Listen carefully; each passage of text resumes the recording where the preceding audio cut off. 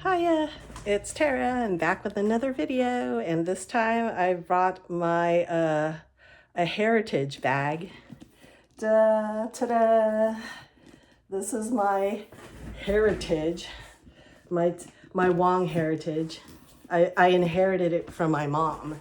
So it's a 30 over 25 to 30-year-old bag that she got from my cousins. So my cousins used to work for this leather bag like maker called Pony Express. And yeah, so my mom was clearing out her apartment because she's moved in with my brother. And now I got a whole bag full, a huge shopping bag full of her old bags. And this is one of them. And it's so smushy. Yeah, it's kind of like it's like a Speedy type bag, but the sides to one of them are crushed, but it's still cool. You know what I mean? I love the Speedy shape of it, and yeah, I just wanted to do like a Mary Poppins like reveal to see what I can carry in this 30-something-year-old bag. First things first is this. Yeah, this is my iPad, and it's in this really cool like composition notebook like case. This one's nice. And yeah, that's all there is to it. Back and front. Yeah. And that's my iPad. So other than my phone, my iPad is my most used object in my whole life, basically. I spend hours on that every day. Without it, I would be lost probably. And what else is next? Oh yeah, what makes it so heavy? These. I have two. I went shopping at Safeway's just right before I came to my mom's. And I have two Sumo citrus oranges in my bag. They're super heavy. And I wanted to let you know about this just in case you don't know. These Sumo citruses are really popular in California right now. And they used to be like super expensive when they first came out a few years ago. So this is like a luxury fruit, but now the prices have come down, and because the quantity, like the supply, has gone up a little bit. So anyways, if you're ever in California, if you don't get the Sumo citrus in your state or whatever in your area, check it out. I love to go to groceries when I go like visit like places, and I just spend like hours looking down the aisle to see how people from different areas, like even in California, if you go to Southern California or you go to the suburbs, you'll find different things. And it's always fascinated me, like what people eat and what they have available in their grocery stores. The great thing about the Sumo citrus, and this is not like sponsored or anything, I just love this orange, is that the skin is really loose. It's kind of ugly because it's like really rough skinned and kind of bumpy. And it's called a Sumo orange because I think that these originated in Japan like a long time ago. Like, they're just genius at like, propagating like new fruits and stuff like that and improving fruits. So this is like has a top knot and it's really rotund like a sumo wrestler, and it's really cool. So the skin is really loose, but the it doesn't have a thick like white part that sticks to the meat part of the orange, and the body of the orange fruit. So it's like thin skinned, and when you bite into it, it's like super juicy, and the juice is just like pop all over your mouth. So it's really nice. A little bit tartar than the regular navel orange, which is more floral, but the flavor is more vivid and it's like really juicy. So if you ever have a chance to try one of these, go for it. There's even a tangerine that kind of looks like this, but it's like called a tangelo, but those are kind of tart. So, but check these out. These are called Sumo citrus. This purse holds like two of them. Anyways, that's that. And let's see what else we have. We have this, ta-da! So I did my last video like 2 weeks ago or something. I was doing a video about like the comfort perfumes and kind of like skin musk and stuff like that. So the last one that I did was on La Mia Perla by La Perla, the fancy underwear lingerie company. And I mentioned this one. This was my other like comfort perfume at the moment. And this is Burberry Brit Rhythm. And yeah, so this one is one of the only Burberrys that I really, really love, because the rest of them are kind of like on the thicker side. They're thick and syrupy and kind of ambery and a little bit fruity, and I don't really like this. This is like a really like kind of a crystalline white skin musk with a little bit of ginger. I really like how the, you know, this is Brit Rhythm. They have a Burberry Brit and a Burberry Brit Rhythm sheer or whatever like that. I just like this one, the plain one. But this, I think this is one of the ones that are like discontinued as per usual. Anything that I like that is like comforting is immediately like discontinued. But anyways, this is like my little treasure. I'm tempted to get a second bottle, but I don't think so. You know what I mean? I've been really good this year, guys. So I've been keeping a journal, a spreadsheet of the stuff that I've been buying, you know, in my journey to be disciplined. And I've only bought one thing. Well, I mean, two things, but one transaction through eBay. And that's the La Mia Perla backup bottle. And I knew I liked La Mia Perla, so the backup bottle was not a big deal. But I also bought the La Mia Perla Nera, which is the black La Mia Perla. And that has like, I think not blackberry, blackcurrant in it. And it is not to my taste. It's not a bad perfume, but I don't recommend it. The Nera, unless you like sticky, fruity, like kind of type of fruity patchouli ones, no, that's not a good one. So if you get La Mia Perla, just get and you want like an intimate, feminine, not totally feminine, but yeah, more feminine than masculine, fluffy skin musk with a little bit of fruit and a little bit of like fluffy, airy musk, slightly sweet, then La Mia Perla is the one to go for, the original one. Okay, so what else do I have? I have my trusty dusty Dooney and Bourke wallet. So this is from a really old handbag that I got rid of a long time ago. And by got rid of, I didn't just chuck it out on the street. I gave it to Goodwill, but I kept this wallet because I don't have long wallets anymore. I just keep like, you know, my cash in here with the coins so they don't roll around. And I also have like some lottery tickets. I haven't won the big one because I know, and I haven't checked on it, but I know I haven't won the big ones because no one in California has won for a long time, I don't think. At least Northern California. I don't know. So anyways, but hopefully, if I get lucky, that would be amazing. So this is Dooney and Bourke wallet with the zip top. Okay, now what else do we have here? Yeah, so since my brother is going away on a longish like trip, and I'll be with my parents, and I can't be without my perfumes for that long, I've decided to bring my arsenal. So here's one that I really love. This is an oldie classic that's also very unique. Lolita Lempica. So I love this one. I remembered this from my childhood, not childhood, but from my early like teens and 20s. This was really cool because it had an ivy note that was like tender. It wasn't harsh. You know what I mean? Like galbanum. It wasn't bitter green, but it's really cool. It's got violets. It's got like a watery Irish ivy note, and it's got cherries without being sickening.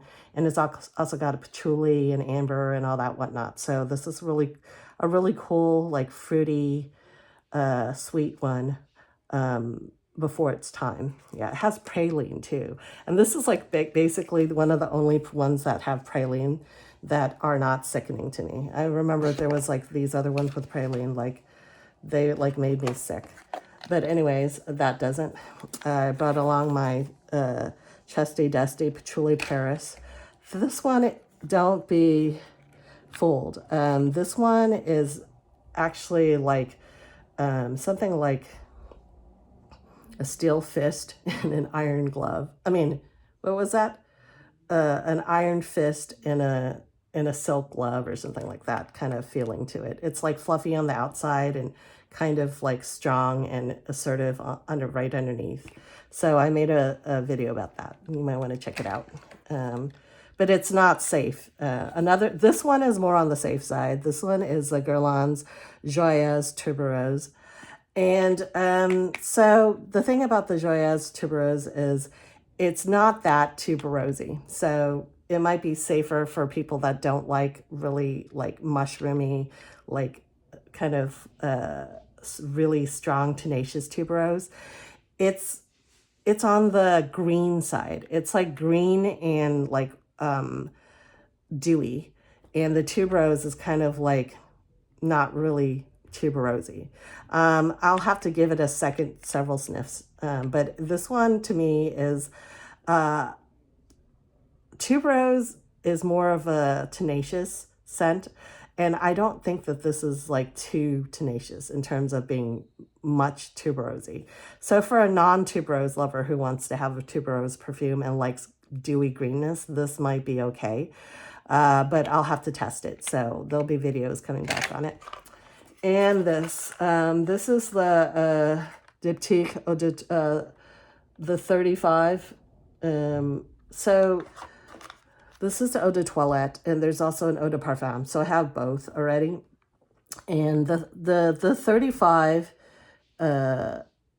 Saint-Germain Boulevard is the original, I think it's the original Diptyque boutique. That's when it started out. So Diptyque was started out by I think graphic artist or like, you know, people that do like, you know, these fonts and stuff like that. I don't know what they're called. Maybe graphic artists maybe or something like that, or some sort of designers. And they wanted, I didn't think that they had much perfume training, but they started out being kind of like avant-garde and stuff like that. Now they, of course, have professional perfumers to do their composition. So they started out in the store, 34 Saint-Germain. Saint-Germain is a very famous street in Paris, and it's more on the artsy side, I think. It's not like the Champs-Élysées, which has like the more established stores, like the well-known brands like Chanel and all that other stuff. But anyways, it was a more bohemian, I think. So the 34 is a perfume that was launched, I think, like 10 years ago, maybe 7 or 8 years ago. But it is supposed to be like a celebration of their origins in this store. I don't know if they're still there. But anyways, this perfume is very unique. So I'm more familiar with the eau de parfum, which I bought first. And the eau de parfum has, it's very unique and interesting. And I like it that what they did was, I think they had their famous perfumes, like Philosophos is the green fig one. And they had some other perfumes like maybe Dosan or some of the older ones that they came up with, the original ones that may or may not be that popular anymore, but they kind of just like smashed it. They composed it a little bit aspects of each one of them into one perfume. So this one is like an amalgamation of their, in celebration of their first original perfumes that they had starting out. So I think this is really cool and unique. A lot of people have like maybe not controversial, but it may not be to everyone's taste because to me it's lovely because it moves from one set of notes to another set of notes. And the most lasting, I think, is maybe the green fig from the Philosophos. And then there's also these other aspects as well. So I look forward to checking out the eau de toilette. I imagine the eau de toilette is probably like less complicated or less complex than the 34, but I really like the 34 before, but that I have not touched it in a few years. So I'll be curious to see how I react to this one. Okay, so we're almost at the end, but I just wanted to tell you that this is the label for the Pony Express. It's like this leather plaque right here, made in the USA. Yeah, lovely. And here's like a you know a stamp of the Pony Express guy. So the Pony Express is in California, no, Western United States history, during the days when people were moving west, the Manifest Destiny, the Gold Rush, wagon trains from the east to the west, like the Oregon Trail and stuff like that. Um, they were served by the Postal Service, and I mean, the Postal Service or the carriers of mail and whatnot, correspondence and items were these people called the Pony Express. And they were called the Pony Expresses because they would build like stations, space throughout the West. And back then, the West was like just kind of like a undeveloped, like wildish frontier for Americans. And they would have horses stationed, fresh horses stationed at each of these like outposts. And then the Pony Express would, the person, the carrier, the courier, sorry, would go from one station, and then he would rest. He would leave the horse that he had just ridden from the previous outpost. He would leave it there at that outpost to rest, the next outpost to rest and to recuperate, and he would use the fresh horses from that current outpost to go to the next one and next and so forth, and then go back and forth. So these people serve that type of function. So I thought it was really cool that my cousins made these, but with their own hands. And then I guess they had a chance to buy I don't know if these are like slightly flawed ones, or if they can just buy the surplus ones that nobody bought or something like that from the factory for like a good price. And then they gave it to my mom. So she has given me two of these. I just popped out this black one. It's kind of sad because it's gotten crushed on the sides, because I think like it wasn't stored properly. And the leather's gotten kind of really soft and slack during the 30 years. She hasn't really used it much. I think my mom has, like me, she's passed on this hoarding instinct to me where she's very sentimental. And when people give her gifts, it's like she treasures them so much that sometimes she can't bear to use it. So this was probably used very lightly throughout the years. But she gave me a bone one, like kind of like a grayish white one, the same exact style, except instead of having like a black lining, it has like a raw hide in the middle. And that one is even in slightly better shape than this in terms of like shape wise. It's just basically a Speedy. So it's kind of like a domed, like a Speedy. And it's like really wide on the bottom. And it has these like chunky, like squishy, thick like handles that I really like.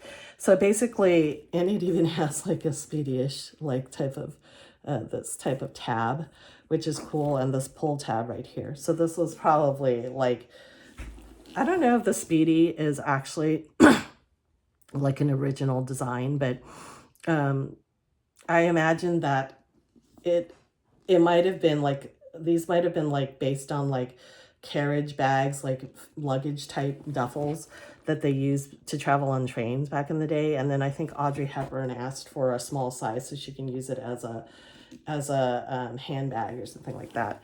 So the mini Speedy became really popular, but it kind of is like maybe a descendant, or of the doctor type bags that they had back then that were more structured. But anyways, I love the Speedy style. And when my mom gave me this, I was like so touched and honored. The bone one I'll show you next time. I didn't bring it with me. It needs a bit of cleaning, but it's just like really soft and smushy. And I haven't bought black bags since the 1990s, uh, because I like having color, like pops of color, because my wardrobe is almost exclusively like dark colors and grays and navies and stuff like that. So I like to have a little bit that pops up. And I had like gone through my black bag era, but now I'm using it again. And the good thing about this is if I have a black bag, I don't mind it being a Speedy, because the Speedy has like a big opening like this up top. And even though it's black, you can see things easily. It's not like a really tight like opening, and it just has like a zip opening right here above the Pony Express. And the zipper works really well. I mean, it's not like, you know, your LV thing, but in 30 something years, it hasn't like rusted or gotten messed up or anything like that. So I'm really happy and proud to have this, to carry this handbag. And this is kind of cool because like, I mean, and this is not a branded bag, but because it came from my own specific heritage, and it's like 30 years old, and my cousins made it with their own hands. I just feel like a real like emotional attachment to it that I don't have with my other bags. You know what I mean? Although I do love my other bags. I have like a Speedy, a vintage Speedy that is kept really well with a really thick canvas. It's like the monogram one. And I also have like a burgundy or wine, I think it's raisin was the color, a Speedy with the embossed leather. That one I had showed once on one of my really early videos from like years ago. And I just love this shape. So anyways, I thought I would just share with you something like that. And then next time I will share with you once I clean it up a little bit, it's got a little bit of like, I don't know what, but the bone Speedy is real. I mean, the bone handbag to this is like really cute, and I can't wait to use it. I have to be a little bit more careful with that because I'm a slob. So like that one, I'll have to like, you know, make sure I use like a what do you call it? Like pouches and stuff to make sure that my stuff doesn't spill out onto it because it's white. But anyways, I can't wait to talk about the other perfumes that I have. You know, the Joyous Tuberose and this and some other ones. And yeah, show you my other bags that I inherited from my mom. All right. And also I wanted to let you know that I was doing really well this year in terms of like spending wisely on perfumes. I've been spending a lot on food because now I have my parents to eat with, and they're like my food buddies now. So we're like investigating like different cuisines and stuff. So that's been kind of fun. Trying to get like a lot of healthy food in.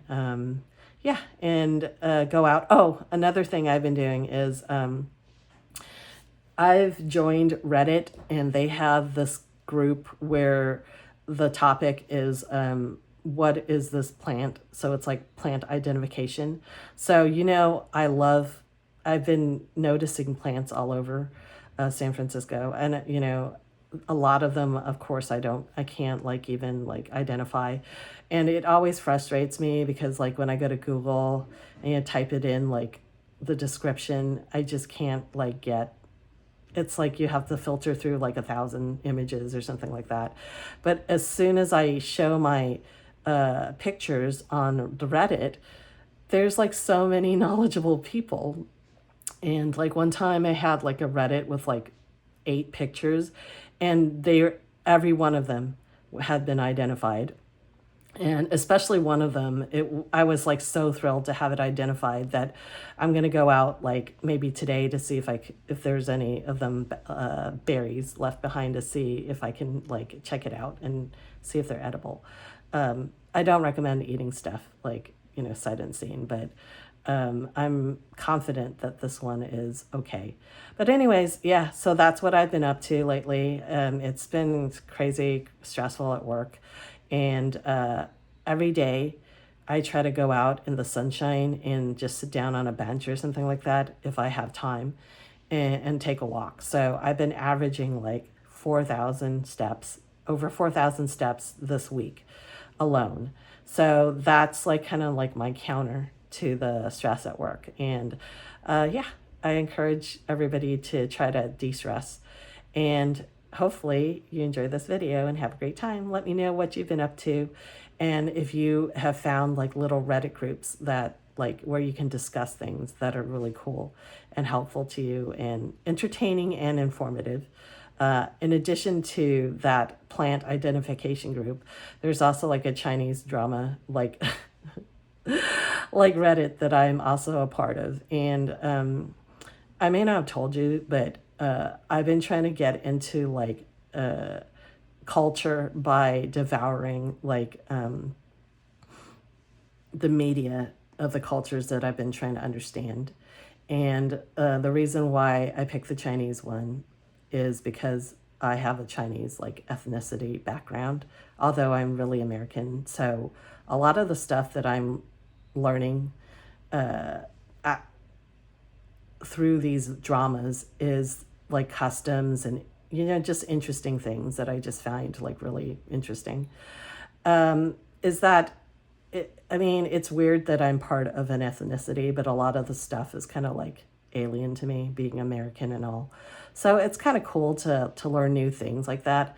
Also, I find that the historical dramas, I like the hair, makeup, and costumes and stuff like that. I don't know about you, but I really pay attention to like interiors and costumes and like hair ornaments and stuff like that. So I find it fascinating. And in Chinese dramas, they don't stint on the costumes, you know what I mean? So you have like costumes from all types of dynasties and stuff like that. So for me, I learn a lot of history from dramas and reading books. I used to read like romance novels and stuff like that and other type of novels. So if I wanted to know about Regency England and their customs, I would read some like romance novels, Regency romances, and I would like, you know, get bits of information from them. And yeah, that's how I do a lot of that with like history and stuff like that too, where I don't go directly into the dry text because I'm afraid that I might be put off by the dryness and being too technical. I mostly just consume like the light media, like the novels and stuff like that. Although some of it are fictionalized, but just the mention of certain terms and bits of knowledge will allow me to go back and then research further if I'm interested. So that is like a painless way of consuming, like of getting your culture like in, you know what I mean? So I highly recommend it because first of all, it's not so serious that you're put off. Like I said, it's not dense. It's really hard for me. I mean, I don't know if I have ADHD or something, but the fact is a lot of times if I have like bought some art textbooks or history textbooks, I just kind of pick and choose, you know, bits and pieces that I find fascinating. I find it super difficult, and I haven't done this like since like high school or something like that, or school, where I sat down and read a textbook like from the first page to the end page, you know what I mean? So I find that these type of historical novels are like good places to start, you know what I mean? You can just filter out the stuff you don't really care about and then concentrate on things that you do care about, you know what I mean? And there's just no right way of learning things for your own improvement. I mean, if you're doing research, yeah, there probably is, you know, the correct way, you know. But if you're just improving your life and having a good time and you just like knowing these things, why not? Just start where it's easiest and then do deeper research if it concerns you. So anyways, have a great time. I'll talk to you later. Bye.